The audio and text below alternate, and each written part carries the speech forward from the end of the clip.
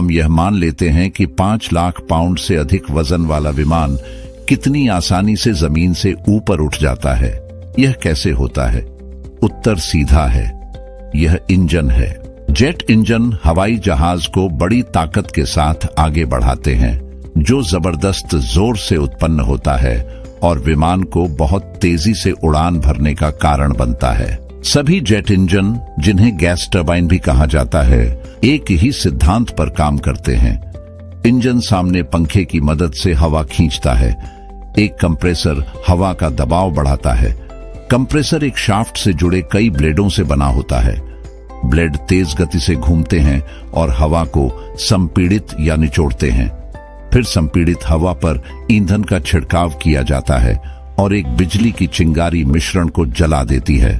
जलती हुई गैसें फैलती हैं और इंजन के पीछे नोजल के माध्यम से बाहर निकलती है।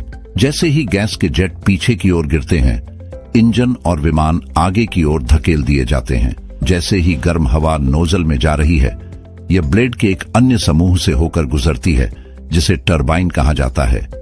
टरबाइन कंप्रेसर के समान शाफ्ट से जुड़ा होता है। टरबाइन को घुमाने से कंप्रेसर घूमने लगता है।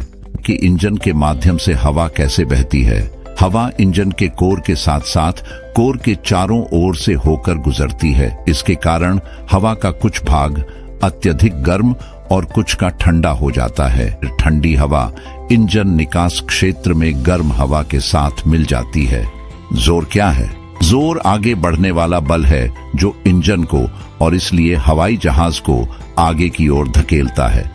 सर आइजैक न्यूटन ने पाया कि प्रत्येक क्रिया की एक समान और विपरीत प्रतिक्रिया होती है। एक इंजन इस सिद्धांत का उपयोग करता है। इंजन बड़ी मात्रा में हवा लेता है। हवा गर्म और संपीड़ित होती है और धीमी हो जाती है। हवा को कई घूमने वाले ब्लेडों के माध्यम से मजबूर किया जाता है। इस हवा को जेट ईंधन के साथ मिलाकर हवा का तापमान 3000 डिग्री तक हो सकता है। टरबाइन को घुमाने के लिए हवा की शक्ति का उपयोग किया जाता है। अंत में जब हवा निकलती है तो यह इंजन से पीछे की ओर धकेलती है। इससे विमान आगे बढ़ जाता है। हम यह मान लेते हैं कि जेट इंजन के भाग पंखा, compressor, combustor, turbine, mixer, nozzle. पंखा टर्बोफैन का पहला घटक है। बड़ा घूमने वाला पंखा बड़ी मात्रा में हवा सोखता है। पंखे के अधिकांश ब्लेड टाइटेनियम के बने होते हैं। फिर यह इस हवा को गति देता है और इसे 2 भागों में विभाजित कर देता है। एक भाग इंजन के कोर या केंद्र से होकर गुजरता है, जहां उस पर अन्य इंजन घटकों द्वारा कार्य किया जाता है। दूसरा भाग इंजन के मूल भाग को बाईपास करता है। यह एक नलिका से होकर गुजरता है जो इंजन के पीछे कोर को घेरे रहती है, जहां यह बहुत अधिक बल उत्पन्न करती है जो हवाई जहाज को आगे बढ़ाती है। यह ठंडी हवा इंजन को शांत करने के साथ साथ इंजन में जोर डालने में भी मदद करती है। कंप्रेसर इंजन कोर में पहला घटक है। कंप्रेसर कई ब्लेड वाले पंखों से बना होता है और एक शाफ्ट से जुड़ा होता है। कंप्रेसर अपने अंदर प्रवेश करने वाली हवा को धीरे धीरे छोटे क्षेत्रों में निचोड़ता है, जिसके परिणाम स्वरूप हवा का दबाव बढ़ जाता है। इसके परिणाम स्वरूप वायु की ऊर्जा क्षमता में वृद्धि होती है। कुचली हुई हवा को दहन कक्ष में धकेल दिया जाता है। कंबस्टर में हवा को ईंधन के साथ मिलाया जाता है और फिर प्रज्वलित किया जाता है। वायुधारा में ईंधन छिड़कने के लिए लगभग 20 नोजल हैं। वायु और ईंधन का मिश्रण आग पकड़ता है। यह उच्च तापमान, उच्च ऊर्जा वायु प्रवाह प्रदान करता है। ईंधन संपीड़ित हवा में ऑक्सीजन के साथ जलता है, जिससे गर्म विस्तार वाली गैसें पैदा होती हैं। गर्मी प्रतिरोधी कक्ष प्रदान करने के लिए कंबस्टर के अंदर अक्सर सिरेमिक सामग्री से बना होता है। गर्मी सुबह 700 DG तक पहुंच सकती है। टरबाइन कंबस्टर से निकलने वाली उच्च ऊर्जा वायु प्रवाह टरबाइन में जाती है, जिससे टरबाइन सिरेमिक सामग्री से बना होता है। गर्मी सुबह 700 DG तक पहुंच सकती है। टरबाइन कंबस्टर से निकलने वाली उच्च ऊर्जा वायु प्रवाह टरबाइन में जाती है, जिससे टरबाइन ब्लेड घूमने लगते हैं। कंप्रेसर में ब्लेड को घुमाने और सामने इनटेक पंखे को घुमाने के लिए टरबाइन एक शाफ्ट से जुड़े होते हैं। यह घुमाव उच्च ऊर्जा प्रवाह से कुछ ऊर्जा लेता है, जिसका उपयोग पंखे और कंप्रेसर को चलाने के लिए किया जाता है। दहन कक्ष में उत्पन्न गैसें टरबाइन के माध्यम से चलती हैं और इसके ब्लेडों को घुमाती हैं। जेट की टरबाइनें हजारों बार घूमती हैं। वे शाफ्ट पर लगे होते हैं, जिनके बीच बॉल बेयरिंग के कई सेट होते हैं। नोजल इंजन का निकास नलिका है। यह इंजन का हिस्सा है जो वास्तव में विमान के लिए जोर पैदा करता है। टरबाइन से गुजरने वाली ऊर्जा क्षीण वायु प्रवाह, इंजन कोर को बाएं पास करने वाली ठंडी हवा के अलावा नोजल से बाहर निकलने पर एक बल पैदा करता है, जो इंजन और इसलिए हवाई जहाज को आगे बढ़ाने का काम करता है। गर्म हवा और ठंडी हवा के संयोजन को निष्कासित कर दिया जाता है और एक निकास उत्पन्न होता है जो आगे की ओर जोर देता है। नोजल के पहले एक मिक्सर हो सकता है जो इंजन कोर से आने वाली उच्च तापमान वाली हवा को पंखे में बाईपास की गई कम तापमान वाली हवा के साथ जोड़ता है। मिक्सर इंजन को शांत बनाने में मदद करता है। पहला जेट इंजन, प्रारंभिक इंजनों का संक्षिप्त इतिहास। 18वीं शताब्दी में सर आइजैक न्यूटन पहले व्यक्ति थे जिन्होंने यह सिद्धांत दिया था कि पीछे की ओर से किया गया विस्फोट किसी मशीन को तीव्र गति से आगे बढ़ा सकता है। यह सिद्धांत उनके गति के तीसरे नियम पर आधारित था। जैसे ही गर्म हवा नोजल के माध्यम से पीछे की ओर बहती है, विमान आगे बढ़ता है। हेनरी गिफर्ड ने एक हवाई जहाज बनाया जो पहले विमान इंजन 3 घोड़े की शक्ति वाले भाप इंजन द्वारा संचालित था। यह बहुत भारी था, उड़ने के लिए बहुत भारी था। 1854 में फेलिक्स डी टेम्पल ने एक मोनोप्लेन बनाया जो कोयले से चलने वाले भाप इंजन की मदद से पहाड़ी से कुछ ही दूरी पर उड़ान भरता था। 1800 के अंत में ऑटो डेमलर ने पहले गैसोलीन इंजन का आविष्कार किया। 1894 में अमेरिकी हीराम मैक्सिम ने अपने ट्रिपल बाइप्लेन को कोयले से चलने वाले 2 भाप इंजनों से चलाने की कोशिश की। यह केवल कुछ सेकंड के लिए ही उड़ा। शुरुआती भाप इंजन गर्म कोयले से संचालित होते थे और आमतौर पर उड़ान के लिए बहुत भारी होते थे। अमेरिकी सैमुअल लैंगली ने एक मॉडल हवाई जहाज बनाया जो भाप इंजन द्वारा संचालित होता था। 1886 में वह भाप से चलने वाले इंजन के साथ एक मानव रहित हवाई जहाज उड़ाने में सफल रहे, जिसे एरोड्रम कहा जाता है। भाप खत्म होने से पहले यह लगभग 1 मील तक उड़ गया। फिर उन्होंने गैस से चलने वाले इंजन के साथ एक पूर्ण आकार का विमान एरोड्रम ए बनाने की कोशिश की। 1903 में यह एक हाउस बोट से लॉन्च होने के तुरंत बाद दुर्घटनाग्रस्त हो गया। 1903 में राइट ब्रदर्स ने 12 हॉर्स पावर के गैस चालित इंजन के साथ द फ्लायर उड़ाया।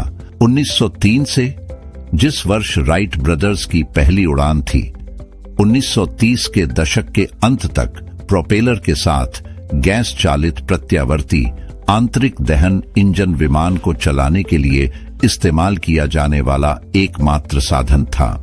यह फ्रैंक व्हिटल, एक ब्रिटिश पायलट था, जिसने 1930 में पहले टर्बोजेट इंजन को डिजाइन और पेटेंट कराया था। व्हिटल इंजन ने पहली बार मई 1941 में सफलतापूर्वक उड़ान भरी थी। इस इंजन में एक मल्टी स्टेज कंप्रेसर और एक दहन कक्ष, एक सिंगल स्टेज टरबाइन और एक फीचर था, नोक। जिस समय व्हिटल इंग्लैंड में काम कर रहा था, उसी समय हंस वॉन ओहेन जर्मनी में इसी तरह के डिजाइन पर काम कर रहे थे।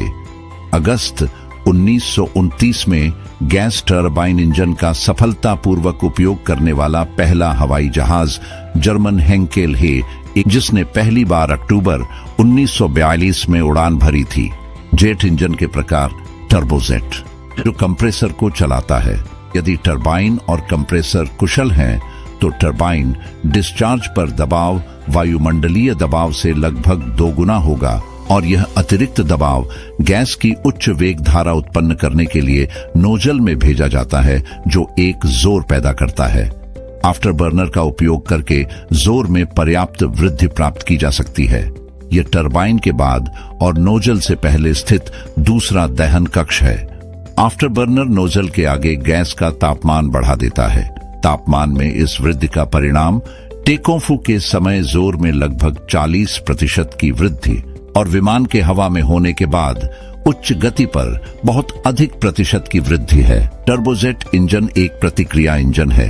एक प्रतिक्रिया इंजन में विस्तारित गैसें इंजन के सामने वाले हिस्से पर जोर से दबाव डालती हैं। टर्बोजेट हवा को सोखता है और उसे संपीड़ित या निचोड़ता है। गैसें टरबाइन के माध्यम से प्रवाहित होती हैं और इसे घुमाती हैं। ये गैसें वापस उछलती हैं और निकास के पिछले हिस्से से बाहर निकलती हैं, जिससे विमान आगे की ओर धकेलता है। टर्बोप्रॉप इंजन एक जेट इंजन है जो प्रोपेलर से जुड़ा होता है। पीछे की टरबाइन गर्म गैसों द्वारा घूमती है और यह एक शाफ्ट को घुमाती है जो प्रोपेलर को चलाती है। कुछ छोटे विमान और परिवहन विमान टर्बोप्रॉप द्वारा संचालित होते हैं। टर्बोजेट की तरह टर्बोप्रॉप इंजन में एक कंप्रेसर, दहन कक्ष और टरबाइन होता है। टरबाइन को चलाने के लिए हवा और गैस के दबाव का उपयोग किया जाता है, जो कंप्रेसर को चलाने के लिए शक्ति बनाता है। टर्बोजेट इंजन की तुलना में टर्बोप्रॉप में लगभग 500 मील प्रति घंटे से कम की उड़ान गति पर बेहतर प्रणोदन दक्षता होती है।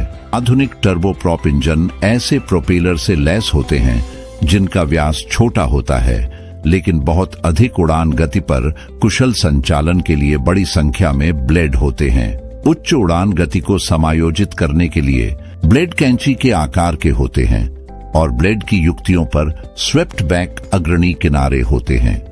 ऐसे प्रोपेलर वाले इंजनों को प्रोफैन कहा जाता है।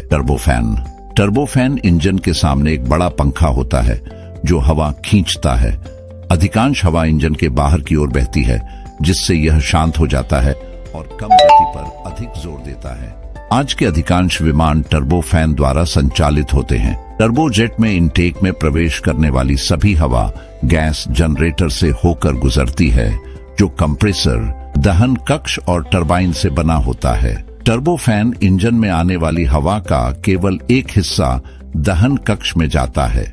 शेष एक पंखे या कम दबाव वाले कंप्रेसर से होकर गुजरता है और सीधे ठंडे जेट के रूप में बाहर निकाल दिया जाता है, या गर्म जेट उत्पन्न करने के लिए गैस जनरेटर निकास के साथ मिलाया जाता है।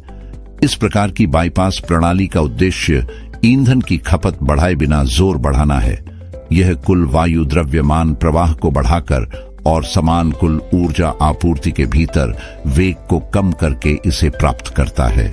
टर्बोशाफ्ट ये गैस टरबाइन इंजन का दूसरा रूप है जो टर्बोप्रॉप सिस्टम की तरह काम करता है। प्रोपेलर नहीं चलाता, इसके बजाय यह हेलीकॉप्टर रोटर के लिए शक्ति प्रदान करता है। टर्बोशाफ्ट इंजन को डिजाइन किया गया है ताकि हेलीकॉप्टर रोटर की गति गैस जनरेटर की घूर्णन गति से स्वतंत्र हो। यह रोटर की गति को स्थिर रखने की अनुमति देता है, भले ही जनरेटर की गति उत्पादित बिजली की मात्रा को नियंत्रित करने के लिए भिन्न हो। रैमजेट सबसे सरल जेट इंजन है और इसमें कोई गतिशील भाग नहीं होता है। जेट की गति इंजन में हवा को रेश या मजबूर करती है। यह मूलतः एक टर्बोजेट है जिसमें घूमने वाली मशीनरी को छोड़ दिया गया है। इसका अनुप्रयोग इस तथ्य से प्रतिबंधित है कि इसका संपीड़न अनुपात पूरी तरह से आगे की गति पर निर्भर करता है। रैमजेट कोई स्थैतिक जोर विकसित नहीं करता है और ध्वनि की गति के नीचे सामान्य तौर पर बहुत कम जोर देता है। परिणाम स्वरूप एक रैमजेट वाहन को किसी अन्य विमान की तरह किसी प्रकार के सहायक टेकोनफ की आवश्यकता होती है। इसका उपयोग मुख्य रूप से निर्देशित मिसाइल प्रणालियों में किया गया है। अंतरिक्ष यान इस प्रकार के जेट का उपयोग करते हैं। वीडियो पसंद आया हो तो वीडियो को लाइक करें, चैनल को सब्सक्राइब करें, नोटिफिकेशन बेल को ऑन करें ताकि हमारी नई वीडियो आप तक पहुंच सके। वीडियो देखने के लिए थैंक्स। बाय।